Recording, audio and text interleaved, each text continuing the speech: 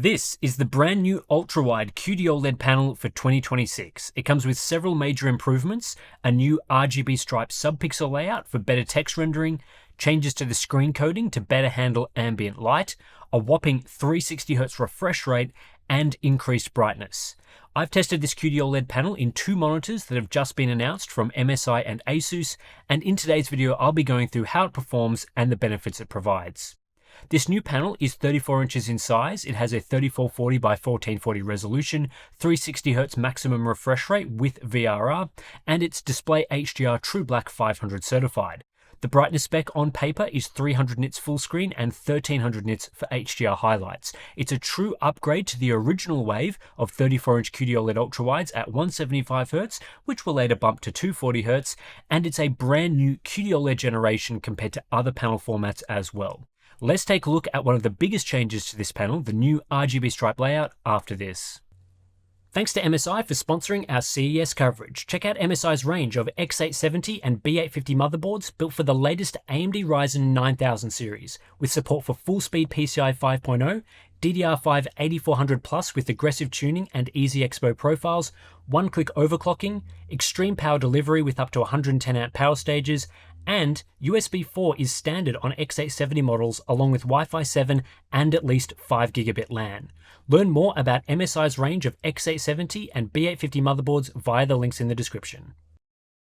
Also supporting our CES coverage is Thermal Grizzly and their Cryo Sheet, an excellent alternative to thermal pastes, and because they don't use any liquid, they can never dry out.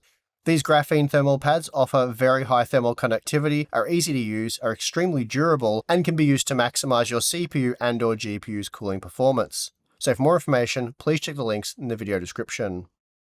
We'd also like to thank Endorphy, creators of the award-winning Fluctus fans, available in both 120 and 140mm. These high-performance fans are designed to move air efficiently in dense spaces, with focused airflow and reduced noise. Perfect for CPU, power supplies, PC cases, and more. So to learn more, please click the links in the video description. OLED monitor panels for gaming have used non-standard subpixel layouts from the beginning. The first ultra-wide QD-OLEDs used a triangle RGB structure with the green subpixel on the top and the red and blue subpixels below.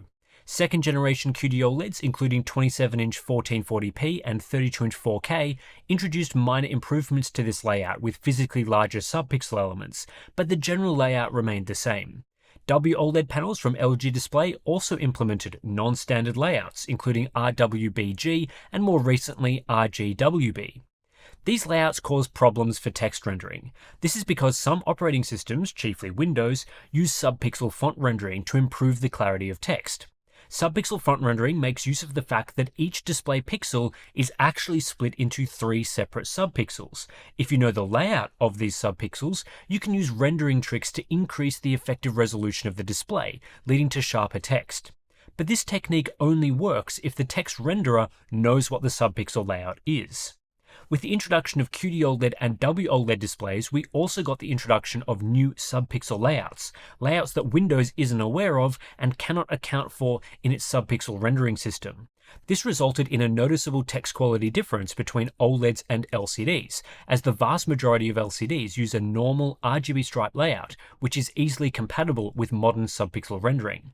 This new 34-inch QD-OLED ultrawide for 2026 changes the subpixel layout from triangle RGB to a traditional RGB stripe. There are no catches here. This is a true RGB stripe, exactly the same layout as LCDs. This significantly improves text rendering and makes QD-OLEDs as compatible with subpixel font rendering as LCDs. This brand new panel has a 1440p class resolution, 34 inches at 3440 by 1440 is 110 pixels per inch, the same as 27-inch 2560 by 1440. With the new RGB stripe layout, text rendering on this QD-OLED is effectively identical to LCDs of the same pixel density. It looks excellent, no complaints, no major artifacts, just clear text rendering without needing to go right up to a 4K class resolution, which previously was the only way to avoid text artifacts on an OLED panel. The main thing you'll notice coming from older QD-OLEDs is the lack of color fringing. The triangle RGB subpixel layout on previous QD-OLEDs was prone to green and pink fringing at the top and bottom of text edges, and this was much more noticeable on 1440p panels than 4K panels. That artifact is gone with the new RGB stripe. WOLEDs suffered from horizontal shadowing from their RWBG layout and to a lesser degree RGWB layout. You also won't see that on this RGB stripe QD-OLED. So that's one issue with QD-OLED solved coming into 2026, at least with this new ultrawide panel format. I would expect to see this rolled out across the rest of the QD-OLED format soon, and LG Display has announced similar for the latest WOLED panels starting this year. The next issue this latest QD-OLED panel looks to solve relates to ambient light reflectivity. As a quick recap, QD-OLED panels have an issue with raised black levels in environments with ambient light. This is because the QD-OLED panel layer structure lacks any polarization, so outside light that hits the panel reflects back through the layers and inadvertently activates the quantum dots on the way, creating blacks that actually have a grey tone with a hint of purple. Samsung Display have made minor improvements to this over the years, but in 2025 this issue persisted across all QD-OLED panel variants. The new 34-inch ultrawide panel for 2026 claims to significantly improve black depth in conditions with ambient light. What's interesting about this is I have two monitors in to test, the Asus ROG Swift PG34W CDN and the MSI MPG 341 CQR X36. Both of these use the same panel, but Asus claim to be using something called Black Shield film, a special layer that creates 40% deeper blacks in bright rooms and improves surface hardness for 2.5 times better scratch resistance. However, based on putting both monitors side by side, this just appears to be Asus branding for something inherent to the new Samsung Display panel, as both the MSI and Asus models have identical ambient light reflection properties. Clever marketing by Asus, but not an exclusive feature to their monitor.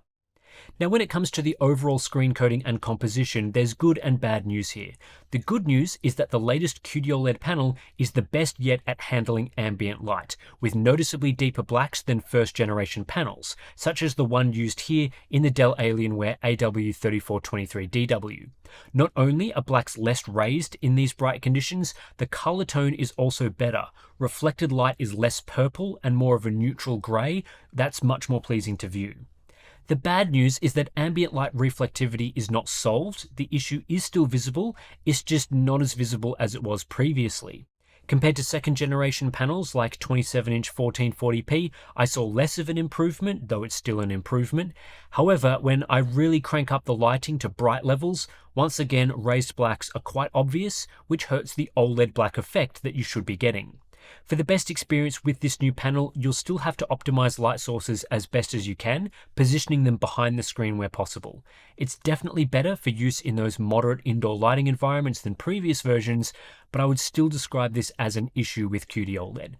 And that's most obvious when I put this new QD-OLED up against a glossy WOLED, like the Asus ROG Swift PG27AQWP with its true black finish. The WOLED is noticeably blacker when displaying black. It has deeper blacks right up to very bright environments, so you don't have to worry as much about where light sources are positioned. However, as has been the case since the beginning, WOLED panels are more prone to direct mirror-like reflections than QD-OLED, so certain types of reflection can be more visible and more distracting on the WOLED panel. Direct reflections on QD-OLED panels are quite well managed considering it's still a mostly glossy finish, but overall I still think glossy WOLEDs look the best in the broadest range of conditions in terms of screen coating. Another new capability of this panel is its 360Hz refresh rate. We have seen 360Hz QD-OLEDs before, so we know what to expect there, but this is the highest refresh rate for an ultrawide monitor yet. The first versions of this OLED panel format shipped at a maximum of 175Hz, and this was later increased to 240Hz. WOLEDs also entered the party at this size and resolution at 240Hz. But in 2026, the new 34-inch 3440x1440 QD-OLED panels are capable of 360Hz gaming. With OLEDs, motion clarity is directly tied to refresh rate, so a higher refresh rate model delivers better clarity when the highest refresh rate is used. But as I've talked about in countless reviews, if you operate two different OLEDs at the same refresh rate, motion clarity will be identical regardless of what the maximum refresh rate actually is. So for example, if you were to buy this new 360Hz model but were running games at 120fps/120Hz, motion clarity would be the same on the new model as the old model that had a maximum 175Hz refresh rate. There's no difference in response times between 360, 240 and 175Hz QD-OLEDs, so the refresh rate you're using is key. Compared to the original 175Hz models, the upgrade to 360Hz is pretty significant. It's slightly more than double the refresh rate, which at a minimum for desktop apps is much nicer to use. It's more responsive and smoother. Motion clarity is twice as good, so if you're playing the sorts of games that hit 360 FPS, so think fast-paced, lightweight multiplayer titles, this new QD-OLED will be much clearer than old ultrawides playing the same games at 175Hz. You'll also benefit from lower input latency because the display is updated with fresh images twice as fast. We've also entered the frame generation era, so higher refresh rate monitors are more useful than you might think. Previously, there's been this idea that 360Hz is kind of pointless for single-player gaming, but because it offers so much more headroom than 175Hz, frame generation becomes much more viable. At 175Hz, the highest render rate you could achieve with frame gen enabled is 87.5 FPS, which is good but not truly high refresh gaming. When you have a 360Hz monitor, the highest native render rate is raised to 180 FPS, which is really excellent from a latency perspective. Compared to previous 240Hz monitors, the shift up to 360Hz is good, but not as revolutionary. It's a 50% higher refresh rate, so motion clarity and input lag is definitely better. And the render rate ceiling with FrameGen has increased from 120 to 180 FPS. But it's not a key feature that I'd upgrade for if I already owned a 240Hz OLED, especially given these latest QD-OLEDs are expensive premium displays. The final main improvement to this new 34-inch QD-OLED for 2026 is brightness. This is the brightest QD-OLED monitor panel yet, certified for Display HDR True Black 500. It's not the first True Black 500 QD-OLED. We first saw increased brightness capabilities with the new 27-inch 1440p 500Hz panel, but this new 34-inch QD-OLED is brighter again. That 500Hz panel hit 300 nits full screen white, 500 nits at a 10% window in HDR, and 1000 nits peak. This new 360Hz 34-inch panel has the same full screen and 10% window results, but bumps up peak brightness capabilities to 1300 nits. This makes it noticeably brighter than all other QD-OLED ultrawides, which were True Black 400 class. Full screen SDR brightness, for example, was 250 nits previously. Now with the new Asus and MSI models, I recorded around 305 nits, which is 22% brighter. This puts SDR brightness in line with 1440p 500Hz models I've tested, and while it's not as high as LCDs, it's very usable in most conditions. I have to turn the brightness down from the maximum for comfortable indoor usage. HDR brightness has gone up as well. Full screen white increases from about 260 nits on older QD-OLED ultrawides to a little over 300 nits here. 10% window brightness increases from about 460 nits to about 520 nits, a small 13% increase. But it's the small highlight results that have gone up the most. I saw around 1300 nits on both units, matching the advertised claims, which is up from 1000 nits previously. 5% window brightness is also up substantially, from 760 to 960 nits, meaning there are more scenes where you'll see at least 1000 nits on screen. These new panels come with similar modes to their predecessors, chiefly a True Black mode and a Peak mode. Comparing the True Black mode of this new panel to previous ultrawides in real scene HDR brightness, we see a 15% higher result on average, which is a nice baseline. In the Peak modes, I saw about the same increase on average, though in the best cases, highlight brightness can be 30% higher, which is decent. This makes the new ultrawide panel slightly brighter than 500Hz 1440p QD-OLED due to increased peak brightness, and while the panel is competitive with the latest primary RGB tandem WOLED panels, WOLED still holds the overall crown in our real scene testing. The aspect to this panel that disappointed me the most is that panel dimming is still present in the now peak 1300 nits mode on both monitors. So what we're seeing is no change from Samsung Display to enable high peak brightness in dark scenes and accurate brightness in bright scenes within the same mode. It's still the case that the True Black mode is brighter in high APL scenes, so there's no one configuration that offers everything this panel is capable of in HDR. You're still faced with a choice between the best peak brightness or the best bright scene performance.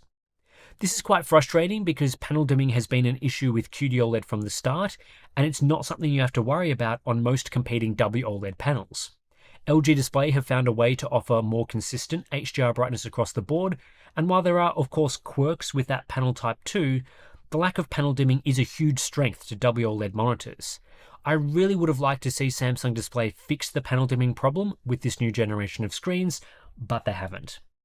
Now, both Asus and MSI have implemented firmware workarounds for this, which are largely hacks that attempt to reverse panel dimming. I'll show you how those modes perform when I fully review these displays in the coming days, but neither of them properly fix the problem, so you're still most likely to run into some form of panel dimming when using this latest panel. So that's the new 34-inch 3440 by 1440 360Hz QD-OLED panel from Samsung Display. The new RGB striped subpixel layout is excellent and alleviates any text clarity concerns. The updates to the panel structure and coding go some way to improving black levels. The new 360Hz refresh rate makes this the fastest ultrawide yet, and we get improvements to HDR brightness. Unfortunately, panel dimming is not solved, but I guess you can't always get everything on the wish list. I'll be testing this panel further in an upcoming review that looks at the Asus ROG Swift PG34W CDN and the MSI MPG 341 CQR X36, so stay tuned for that, lots of testing results to get through. And of course, by the time we publish this video, we'll already be in Las Vegas for CES, so make sure you subscribe for plenty more fresh monitor announcements and content right here on the channel. Thanks for watching, and I'll see you next time.